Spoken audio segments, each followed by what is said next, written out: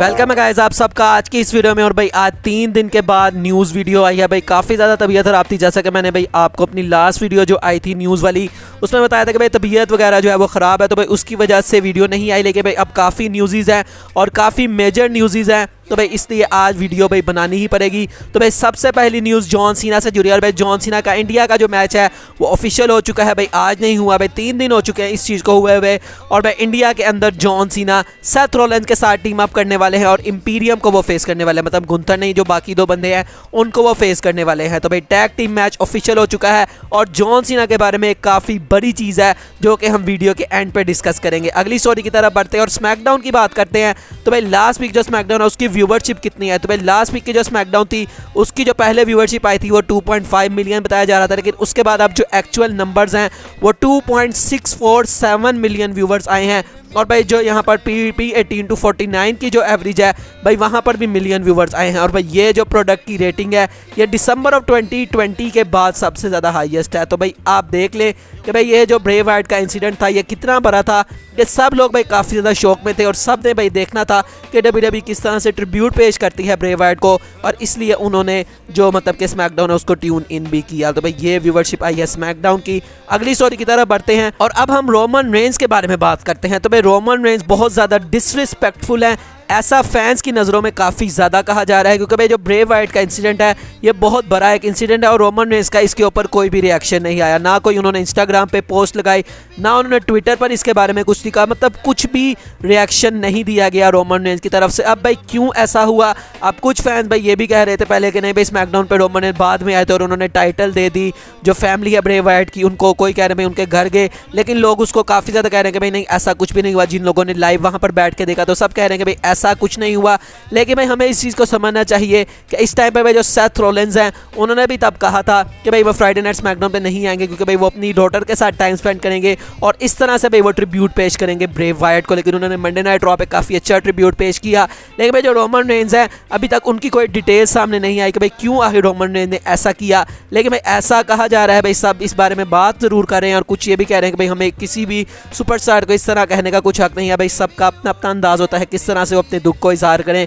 तो भाई इस तरह से रोमन रेंज के बारे में बातें चल रही है, लेकिन मैं काफ़ी हेट जो है वो रोमन रेंज को मिल रही है कि भाई तुम कैसे इतने डिसरिस्पेक्टफुल हो सकते हो कि भाई इतना बड़ा स्टार है जो कि पास आउट होकर भाई तुम्हारी भी उससे काफ़ी अच्छी खासी राइवलरी रह चुकी है, लेकिन उसके बावजूद भी तुम्हारा कोई भी रिएक्शन नहीं आया। तो भाई अब हम क्या कर सकते हैं, लेकिन आपका इसके बारे में कोई रिएक्शन हो तो आप मुझे बता सकते हैं। अगली स्टोरी की तरफ बढ़ते हैं और भाई कल मंडे नाइट रॉ में कमर्शियल के दौरान सैमी ज़ेन और केविन ओवेंस जब भाई आए हुए थे तो भाई कमर्शियल के दौरान जेरी लॉलर भी आए क्योंकि भाई वो उनके होम टाउन से थी और भाई काफ़ी यहाँ पर वीक लग रहे हैं जेरी लॉलर। भाई लास्ट टाइम जब उनको देखा था काफ़ी यंग लग रहे थे, लेकिन अब भाई काफ़ी उनकी एज भी हो गई है और भाई रिसेंटली उनको एक इशू भी हुआ था जो कि मैंने चैनल में बताया था। तो भाई इस वजह से उनके साथ मतलब कि काफ़ी वीक लग रहे हैं और अब भाई मुझे नहीं लगता भाई उनकी मतलब हेल्थ से ऐसा लग नहीं रहा कि भाई आइंदा कभी वो कमेंट्री के मतलब टेबल पे हमें दिखाई देंगे। लेकिन होप करेंगे कि अगर भाई वो अच्छे हो जाते हैं तो कमेंट्री पे वो हमें दिखाई दें। काफ़ी अच्छा लगता है भाई माइकल कोल, जेरी लॉलर, इस तरह के बंदे जो हैं भाई काफ़ी मज़ा आता है इनकी कमेंट्री को सुन के।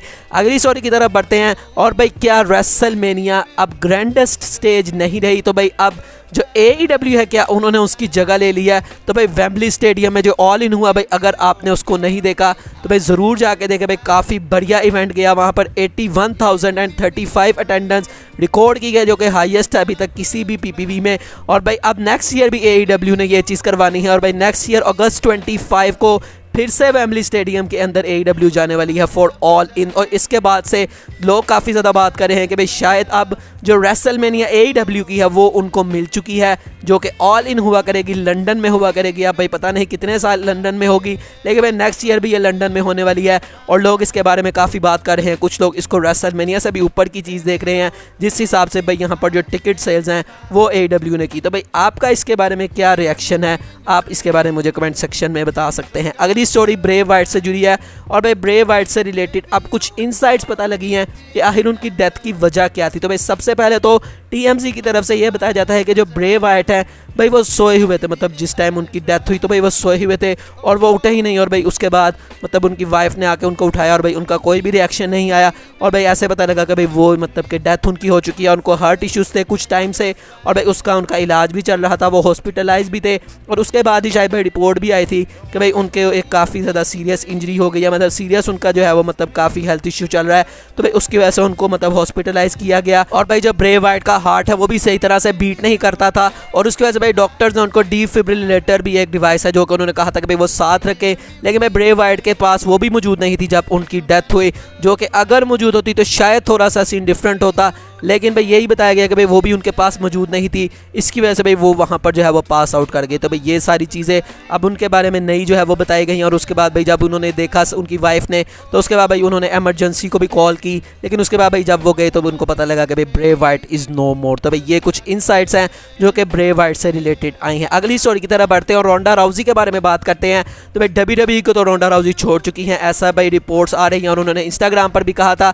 तो भाई अब ऐसा रिपोर्ट्स के मुताबिक बताया जा रहा है कि रोंडा राउजी दोबारा से UFC में जाना चाहती हैं। लेकिन जो UFC की भाई डेना वाइट है, उन्होंने कहा था कि भाई जो UFC है उसके अंदर सारा कुछ जो रोंडा राउजी है वो अचीव कर चुकी हैं, तो वो नहीं आएगी। लेकिन अब पता नहीं भाई जो रोंडा राउजी हैं वो जाना चाहती हैं, देखते हैं बहरहाल भाई क्या वो जाती हैं कि नहीं। एक और बंदा जिसको जाना चाहिए, और भाई यहाँ पर मैं CM पंक की बात कर रहा हूँ। तो भाई वेम्बली स्टेडियम ऑल इन में जो हमारे CM पंक है भाई उनके फिर से पंगे हो गए जंगल बॉय जैक पेरी के साथ। भाई वो बैक स्टेज के ऊपर जाके लड़े, क्या वजह है ये नहीं पता भाई, लेकिन उनकी कोई बहस वगैरह हुई और अब भाई उनको कुछ देर के लिए दोनों को टर्मिनेट भी कर दिया गया। और CM पंक ने इसके बारे में ये भी कहा कि भाई उनको AEW ज़रा सी अच्छी नहीं लगती इन चीज़ों की वजह से कि भाई वहाँ पर इस तरह की चीज़ें होती हैं। लेकिन मैं भाई यहाँ AEW के साथ हूँगा, और मैं CM पंक को कहूँगा कि भाई आप 2 दफ़ा मतलब आपने पिछली दफ़ा भी यही किया और इस दफ़ा भी, तो भाई हर दफ़ा वही लोग तो गलत नहीं होते भाई। पहले तुम्हारा किसी और के साथ पंगे थे, अब तुम्हारे किसी और के साथ है।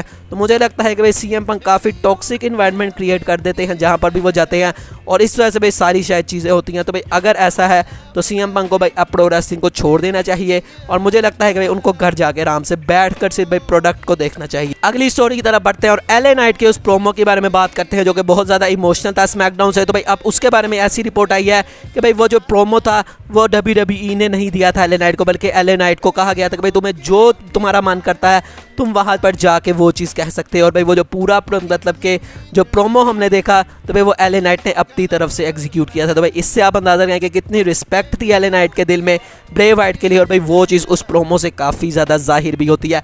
अगली स्टोरी की तरफ बढ़ते हैं और भाई क्या एज वर्सेस क्रिश्चियंस का मैच हमें WWE में देखने को मिलेगा।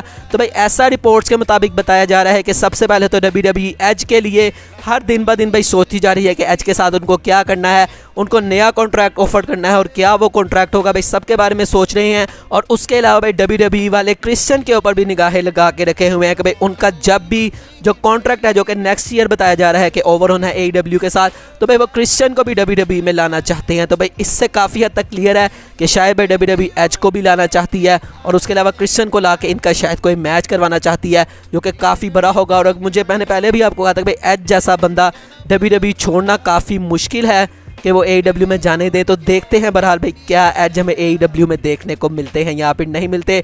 उसके अलावा दोस्तों विल ऑस्प्रे, अब भाई विल ऑस्प्रे को तो भाई आप लोग जानते ही होंगे अगर आपने AEW देखी है। तो भाई AEW में मैंने उनको देखा है, NJPW में इतनी देखता नहीं, लेकिन भाई उनका जो मैच मैंने देखा था कैनी ओमेगा के साथ भाई डबल और नथिंग थी शायद भाई पेपर व्यू, और भाई वो बहुत ज़्यादा बढ़िया था। पहले मैं भी इतने नहीं देखता था, मुझे भी विल ऑस्प्रे का इतना नहीं पता था, लेकिन भाई जब वो मैच हुआ और भाई उसके बाद से मुझे पता लग गया कि भाई वो क्या चीज़ है और भाई कितना वो बढ़िया मैच था। तो ऐसा बताया जा रहा है कि WWE विल ऑस्प्रे को भी लाने में इंटरेस्टेड है, और उनका जो कॉन्ट्रैक्ट है वो नेक्स्ट ईयर की शुरुआत में ख़त्म हो जाएगा। लेकिन ऐसा बताया जा रहा है कि शायद वो AEW के साथ साइन करेंगे, लेकिन WWE अपने हाथ पैर ज़रूर मारेगी कि वो विल ऑस्प्रे को WWE के अंदर ले आए। अगली स्टोरी की तरफ बढ़ते हैं और भाई आज के दिन 2016 में एक बहुत बड़ी चीज़ हुई थी जब ट्रिपल एच ने सबसे पहले आके भाई मैच जहां पर यूनिवर्सल चैंपियनशिप का हो रहा था, सबसे पहले आकर उन्होंने रोमन रेंस पर अटैक किया था, और फिर ऐसा लगा था कि भाई वो सेथ रॉलिंस को मैच जितवा देंगे, क्योंकि भाई सेथ रॉलिंस उस टाइम पर उनको भाई वो बहुत ज़्यादा भाई अथॉरिटी गाए थे, लेकिन भाई वहाँ पर सेथ रॉलिंस को भी उन्होंने बिट्रे कर दिया था और केविन ओवेंस बन गए थे यूनिवर्सल चैंपियन। तो भाई ये एक काफ़ी बड़ा दिन था केविन ओवेंस के लिए, ख़ास तौर पे भाई वो जो एक उन्होंने यूनिवर्सल चैंपियनशिप की गेन रही थी भाई वो वहाँ पर वो जीते थे, और उसके बाद ठीक ठाक उनका रन भी जो है वो रहा था, और भाई गोल्डबर्ग ने उनको हरा दिया था। अगली स्टोरी की तरफ बढ़ते हैं भाई बेकी लिंच ने मंडे नाइट रॉ के ऑफ एयर जाने के बाद काफ़ी ज़्यादा वो इमोशनल हो गई थी और ब्रे वाइट के बारे में भाई वो बात कर रही थी, ब्रे वाइट को ट्रिब्यूट पेश कर रही थी।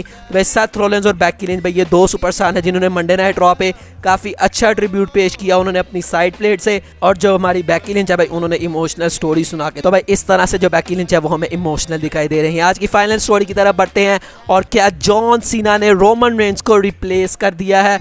तो भाई अब एक मैं चीज़ आपको बताऊंगा भाई, काफ़ी आप खुश हो जाएंगे। तो भाई ये पिक्चर आप देखें, और भाई जॉन सीना सिर्फ इस स्मैकडाउन के शो में नहीं आने वाले, बल्कि आगे 1 सितंबर, 14 सितंबर, 22 सितंबर, 29 सितंबर, अक्टूबर 6, अक्टूबर 13, अक्टूबर 20, अक्टूबर 27, ये सारे स्मैकडाउन के शोज़ में जो हमारे जॉन सीना है वो आने वाले हैं। और भाई ऐसा बताया गया कि भाई रोमन रेंज छुट्टियों पे हैं, तो मुझे लगता है कि भाई ब्लेसिंग इन डिस्गाइज वाली चीज़ हो गई है, जो भाई डायरेक्टर्स और प्रोड्यूसर भाई सारी ये जो हड़ताल वगैरह चल रही है, और भाई इसके अंदर से जो जॉन सीना है वो WWE को दोबारा से मिल चुके हैं, और अब भाई उनकी इतनी अपीयरेंस होगी स्मैकडाउन पे। तो अब भाई जब इतनी अपीयरेंस हो रही है, तो भाई इसका मतलब है कोई रेगुलर सी स्टोरी लाइन के अंदर भी जॉन सीना को पुट किया जा सकता है। तो भाई इससे आप अंदाज़ा लगा लें कि रोमन रेंज जब गए तो जॉन सीना वापस आ गए, मतलब जॉन सीना ने भाई फिर से जो रोमन रेंज हैं उनको रिप्लेस कर दिया है। तो भाई आने वाले टाइम में अब जो स्मैकडाउन है उसकी जो बागडोर है वो जॉन सीना लेके चलेंगे, और भाई आने वाले काफ़ी हफ्तों में हमें जॉन सीना देखने को मिलेंगे। अब भाई उनकी स्टोरी लाइन किसके साथ होती है, क्या किसी वो टाइटल पिक्चर में आते हैं, क्या यूएस टाइटल वो फिर से जीत जाते हैं, और भाई फिर से वो ओपन चैलेंज वाली चीज़ देखने को मिलती है, या क्या भाई वो रॉ पे भी कोई अपीयरेंस करके गुंथर को चैलेंज दे देते हैं। तो भाई आगे ये जो सिनेरियो है जॉन सीना का, ये देखने में काफ़ी मज़ा आएगा। तो भाई आने वाले जो स्मैकडाउन के शोज़ हैं वो मस्त सी होने वाले हैं। बाकी दोस्तों आज की वीडियो यही तक थी, अच्छी लगी हो तो लाइक कीजिएगा, चैनल को सब्सक्राइब कीजिएगा। मिलेंगे नेक्स्ट वीडियो में, तब तक के लिए अल्लाह हाफिज़।